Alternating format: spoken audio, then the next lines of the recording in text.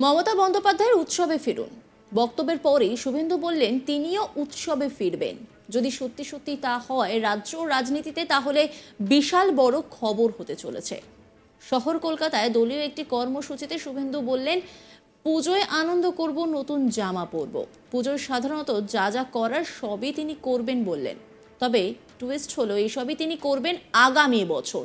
এবছরটা লড়েই নেবেন, অর্থাৎ আগামী বছর উৎসবে ফিরবেন বিরোধী দলনেতা। আপাতত মুখ্যমন্ত্রীকে প্রাক্তন না করা অবধি তিনি শান্ত হবেন না বলেই জানালেন। এর মধ্যেই শহরের একটি সভাঘরে বিজেপির তরফে একটি কর্মসূচির আয়োজন করা হয়। গত 27শে অগস্ট ছাত্র সমাজের ডাকা নবান্ন অভিযানে পুলিশের হাতে গ্রেপ্তার হওয়ার পর মুক্তিপ্রাপ্ত 198 জন প্রতিবাদীকে সংবর্ধনা জ্ঞাপন অনুষ্ঠানের আয়োজন করে বিজেপি। আর সেই অনুষ্ঠানে উপস্থিত ছিলেন বিরোধী দলনেতা শুভেন্দু অধিকারী, বিধায়ক অগ্নিমিত্রা পাল সহ একাধিক নেতৃত্ব।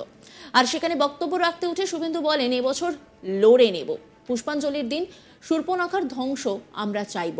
উৎসবে সেদিন ফিরব যেদিন আপনি প্রাক্তন মুখ্যমন্ত্রী হবেন। কি বলছেন শুভেন্দু অধিকারী, শোনাব আপনাদের। আমাদের এজেন্ডা একটাই, 9 তারিখে যারা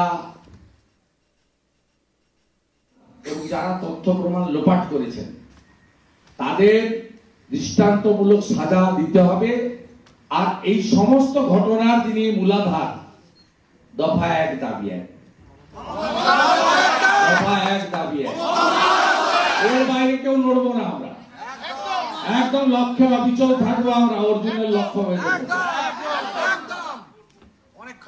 দরকার হলে গত বছর মমতা ব্যানার্জির ভাষায় উৎসব, আমার ভাষায় পুজো, আনন্দ করেছি, নতুন জামা পরেছি, আগামী বছর আবার করবো। এই বছরটা লড়ে নেব,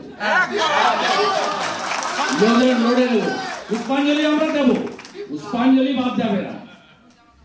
পুষ্পাঞ্জলির দিন এই রাজ্যে শূর্পণখার ধ্বংস আমরা চাই। এত কিছু দিয়েছেন মা, আপনি এইটা আমাদের দিন, এটা আমরা চাই। বাকি নতুন জামা পরবো কিনা, সেজে বুঝে বেরোবো কিনা, 18 তারিখে দেখার পরে ঠিক করবো আমরা, তাই তো?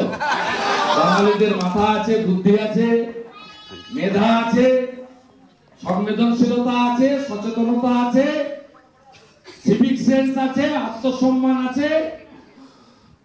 তারা ঠিক করতে পারবে। মাননীয়, আপনাকে পরামর্শ দেওয়ার কোনো দরকার নেই। অনেক তো হলো, এবারে উৎসবে ফিরুন। আমরা উৎসবে সেদিন ফিরব যেদিন আপনি প্রাক্তন মুখ্যমন্ত্রী হবেন। আর আমাদের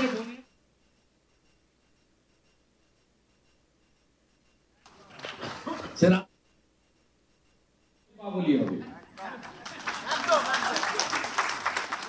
তার জন্য আমরা প্রস্তুত থাকবো। সবাই ভালো থাকবেন। এখানে সবাই মিলে সম্বোধনা আপনাদের দিয়ে দেবো। শুভেন্দু আরো বলেন, আপনাদের মধ্যে অনেক কম উপার্জন করা মানুষ আছেন, আমরা তাদের দেখব। অতীত সেই সময় যে ভুলে যাবে, অতীত যে ভুলে যাবে তার ভবিষ্যৎ ভালো হতে পারে না।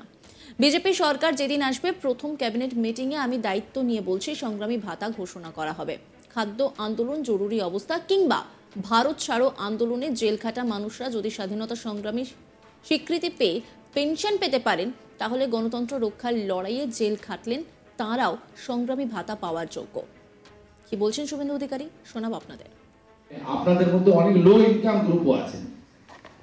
লো ইনকাম, আমার জোম্যাটোর ডেলিভারি বয় আছে, হকার্স আছে, মানে খুব লো ইনকাম গ্রুপ আছে। আমি এখানে আইডেন্টিফাই করতে চাই না, কিন্তু আমি আজ এখন বলছি, আমরা দেখবো। কিন্তু ফুল দায়িত্ব, ফুল দায়িত্ব আমাদের।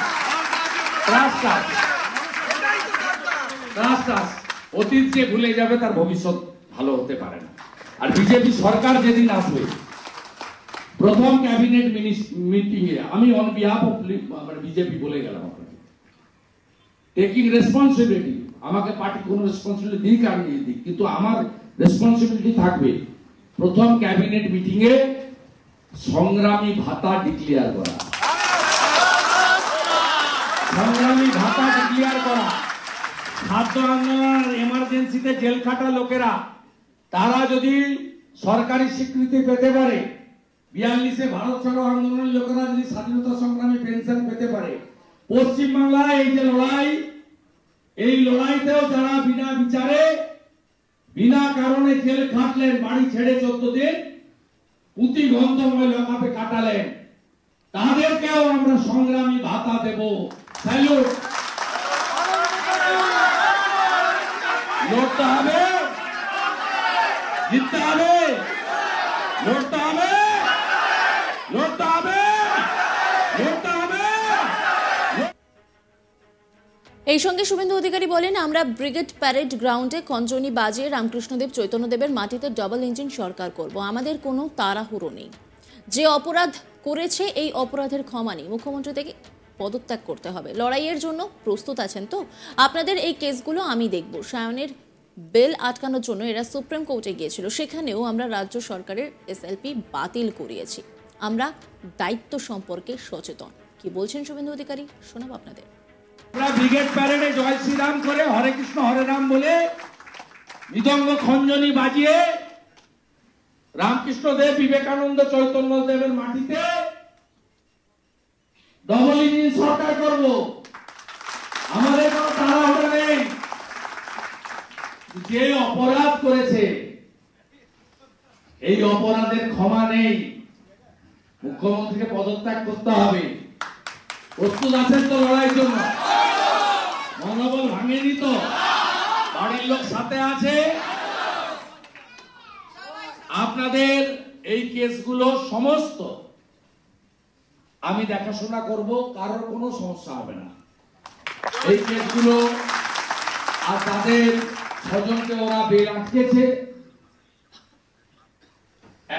তাদের জন্য আমরা ইতিমধ্যে হাইকোর্ট করেছি। আগামীকাল 12 তারিখে হাইকোর্টে লিভ না হবে। আমি আশা করছি তাদেরকেও আমরা উচ্চ আদালত থেকে বের করতে পারব। এবং সায়নের বেল আটকানোর জন্য এরা সুপ্রিম কোর্টে গেছিল, সেখানেও আমরা স্বনামধন্য আইনজীবী সিদ্ধার্থ লুথরাকে দিয়ে রাজ্য সরকারের এসএলপি বাতিল করিয়েছি। সেদিন যদি বাতিল না হতো তাহলে অত সহজে আপনাদের জামিনটাও হয়তো করানো যেত না, আইনি জোটে জড়িয়ে যেতাম। যাই হোক, আমাদের দায়িত্ব সম্পর্কে আমরা অত্যন্ত সচেতন। আগামী দিনে এই মামলা সম্পূর্ণভাবে আমরা দেখব। আমাদের যারা গ্রুপ থাকবে, লয়ার ল ক্লার্করা যোগাযোগ রাখবেন এবং যাদের প্রয়োজন হবে টিএ ডিএ লিগ্যাল কস্ট। নজর রাখুন আজ তাক বাংলার ইউটিউব স্ট্রিমিং এ।